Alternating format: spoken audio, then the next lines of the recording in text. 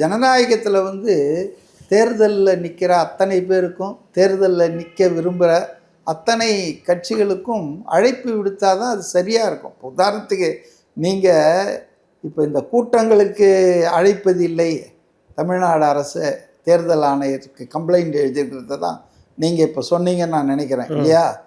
இதுக்கு முன்னாலேயே கூட பார்த்தீங்கன்னா ஒரு சில கூட்டங்களுக்கு தாவேக்காவை கூப்பிட்டாங்க.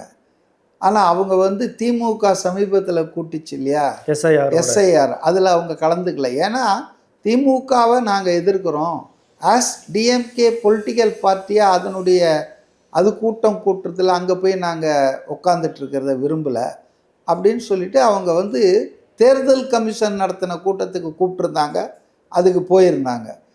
அது மாதிரி வந்து இந்த இது பண்ணாங்க இல்லையா, standard operating protocols for road shows, ரேலிஸ், meeting, public meeting, எல்லா பொலிட்டிக்கல் பார்ட்டிஸும் கூப்பிடணுன்றது தான் எதிர்பார்ப்பு.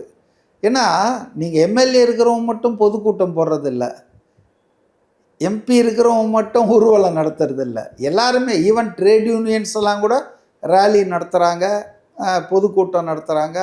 அப்போது சம்மந்தப்பட்ட எல்லா அமைப்புகளையும் கூப்பிட்டு விவாதித்து அதுக்கப்புறம் தான் அந்த எஸ்ஓபியை ஃபைனலைஸ் பண்ணியிருக்கணும். திட்டமிட்டு திமுக வந்து தாவேக்காவை அந்த கூட்டத்துக்கு கூப்பிடவே இல்லை.